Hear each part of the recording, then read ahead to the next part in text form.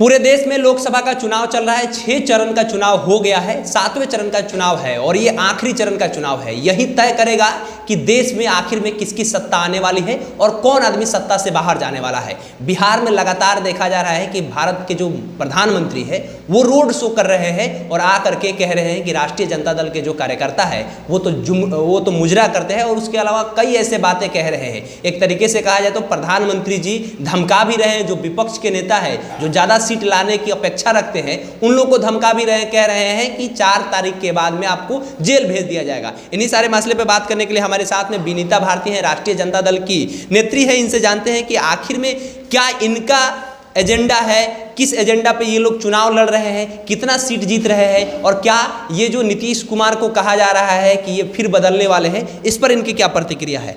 आपकी क्या प्रतिक्रिया है जो कह रहे हैं तेजस्वी यादव कि चचा हम लोग के साथ है, चचा हमारे आदरणीय है। भाषा आप लोग का इतना सभ्य नहीं होता है, राष्ट्रीय जनता दल के कार्यकर्ताओं का इतना सभ्य भाषा नहीं होता है जिस तरीके से तेजस्वी जी कह रहे हैं कि आदरणीय है। क्या फिर आने वाले हैं? देखिए, आप लगातार देखे होंगे कि तेजस्वी जी इतनी सारी सभाएं कर रहे हैं, कहीं उनका भाषा अमर्यादित आपने सुनने का काम किया है? उनका नहीं। लेकिन आप देखे होंगे भाजपाइयों को जब उनके पास कोई मुद्दा नहीं रहता है तो वो कभी मछली की बात करेंगे, कभी मंगलसूत्र की बात करेंगे, कभी मुजरा की बात करेंगे, लेकिन मुद्दों की बात नहीं करेंगे। आप लगातार, आपने भी क्षेत्र में कैंपेन किया होगा और लगातार हम लोग भी क्षेत्र में रहते हैं, लोग अब भाजपा के लोगों से त्रस्त हो चुके हैं, जनताएं त्रस्त हो चुकी है, युवा खास करके बहुत ठगी महसूस कर रहे हैं। क्योंकि यदि आज कोई ठगा हुआ है तो बिहार में सिर्फ और सिर्फ युवा ठगा हुआ, आज उनको रोजगार की कमी है, वो लोग पलायन कर रहे हैं।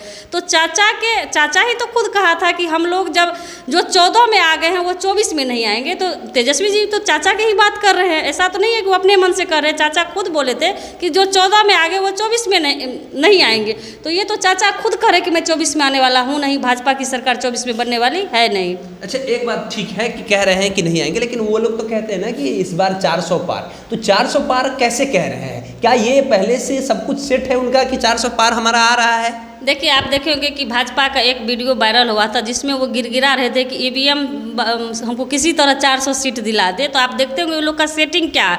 और अब भारत की जनता खास करके उनकी सेटिंग को समझ गई है, उनके जुमलेबाजी को समझ गई है, उनसे लोग ठगी महसूस करने लगे। क्योंकि उन्होंने जो वादे किए, कोई भी वादे पर आज तक वो खरे नहीं उतरे। मैं लगातार क्षेत्र में हूँ, शायद वो मधेपुरा हो, सुपौल हो या फारबिसगंज हो, आप इधर शिवहर में मैं थी, लगातार इधर मैं पाटलिपुत्रा मिश्रा जी के प्रचार में थी। मैंने जहाँ भी मैं गई है जनताओं का जो मैंने दर्द देखा है। क्योंकि यदि आप सबसे पहले जनता है तो मूलभूत आवश्यकता आपके रोटी, कपड़ा और मकान है। लेकिन ये मोदी जी क्या किए, रोटी तक पे वो जीएसटी ला दिए, कपड़ा की तो बात है छोड़िए, पक्का की मकान किन्हीं को, उनका लक्ष्य था कि 2025 तक में मैं सभी को पक्का का मकान दे दूंगा, लेकिन किन्हीं का आवास बना। मैं तो क्षेत्र गई थी तो लोग तो मुझे कहते थे, मैं कल भी बोली थी कि लोग कहते थे कि हम मिसा की बहन छे की, तो हम लोग तो कहे कि हम लोग मिसा की बहन, तेजस्वी की बहन बन करके खड़ी है। और क्षेत्र में जो गए कहीं सड़क की सुविधा नहीं थी, कहीं आप किसी का पक्का मकान, आप गरीब की झोपड़ी नहीं नजर आई थी, बच्चे सड़क पर खेल रहे थे। बच्चे की ऐसी स्थिति थी कि उनके सिर्फ उनके रोजगार नहीं है, उनका तन पे कपड़ा ढकने के लिए बच्चों को नहीं था, कटोरी लेकर के बैठे हुए। तो ये दुर्दशा है बिहार के, और खास करके दुर्दशा करने वाली केंद्र में बैठी सरकार मोदी जी हैं।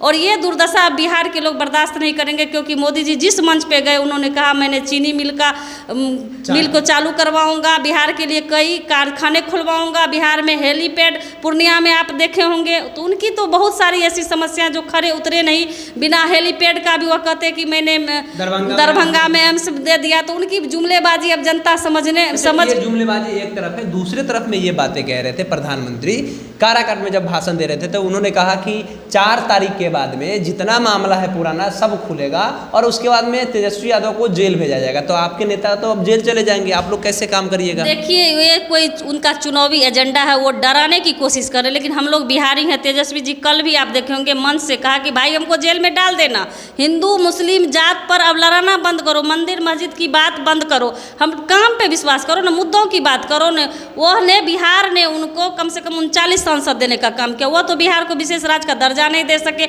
आज नीतीश जी से कभी मिलते हैं, कभी नीतीश जी पलट जाते, लेकिन बिहार के लिए यदि कुछ करते तब नीतीश जी पलटते। तो लगता है कि बिहार वासियों को विशेष राज्य का दर्जा दिला करके वो पलट गए। तो बिहार की जनता तो अब नीतीश जी और मोदी जी दोनों से त्रस्त है। एक मंच पे आप देखेंगे कि नीतीश जी बोले थे कि अब बिहार का मुख्यमंत्री मोदी जी बनने वाले, तो उनका तो मानसिक मुझे बोलना भी नहीं चाहिए, मानसिक स्थिति ठीक नहीं लग रही है। तब चाचा को और खास करके 74 साल के जो मोदी जी, उनको भी आराम करने की ज़रूरत है।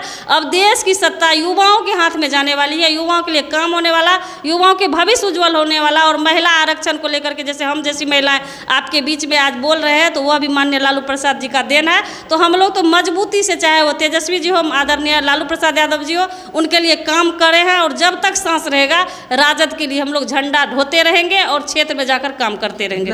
जगह पर आप घूम रही हैं, क्या आपको ये लग रहा है कि इस बार लोग बदलाव के मूड में है, प्रधानमंत्री नरेंद्र मोदी से एकदम खफा है? देखिए, समय कम मिला था लोकसभा चुनाव का, और जो भी ऐसे प्रत्याशी थे उन्हें क्षेत्र में जाने का, क्योंकि घर घर ये तो लोकसभा चुनाव, फिर भी जहां भी उम्मीदवार प्रत्याशी नहीं पहुंच पाता है तो उन लोगों का कहना है कि हम लोग वोट लालटेन को ही देंगे, इंडिया गठबंधन समर्पित उम्मीदवार को ही देंगे, चाहे वो हाथ छाप लेकर के आए या अन्य लालटेन छाप लेकर के आए। हम लोग वोट इसलिए देंगे कि हम लोग अब मोदी जी के भ्रष्ट भाषण कहिए कि उब चुके हैं, उनकी गारंटी इतनी कमज़ोर हो गई। उन्होंने जो बहनों के साथ छलावा किया, कम से कम रसोई यदि गैस का दाम यदि आज कम कर देता तो महिलाएं त्रस्त महसूस नहीं करती, लेकिन उन्होंने तो न गैस का दाम कम किया, न 15 लाख किसी के खाते में गए, न किसान का कर्ज माफ किए, न बिहार में कोई उद्योग लगा सके। तो लोग तो खुद ब खुद त्रस्त है। लेकिन आपने तेजस्वी जी के एजेंडे में देखे होंगे कि यदि मेरी सरकार बनती है तो रक्षाबंधन में प्रत्येक बहनों को 1-1 लाख रुपया टनाटन जाएगा। आप देखते होंगे कि हर मन से वो कहते कि टनाटन जाएगा 1 लाख रुपया, तो महिलाएं आत्मनिर्भर बनेगी। और महिलाएं कहीं आत्मनिर्भर बनेगी तो उनका घर आत्मनिर्भर, जिस तरह महिलाएं घर को चलाती है, मुझे नहीं लगता कि अन्य कोई चला पाएंगे। और तो महिलाएं जो महंगाई को समझती है, वह कम बजट में चाहती है कि मेरा किचन चले। तो मोदी जी तो महिलाओं के साथ छलावा किया, और जिस तरह तेजस्वी जी ने कहा कि महिलाओं के खाते में टनाटन 1 लाख रुपया जाएंगे, 200 बिजली यूनिट फ्री होगा, और ये अग्निवीर योजना को खत्म किया जाएगा। तो ये बहुत सारा गैस का दाम कम किया जाएगा, तो 500 रुपये सिलेंडर किया जाएगा।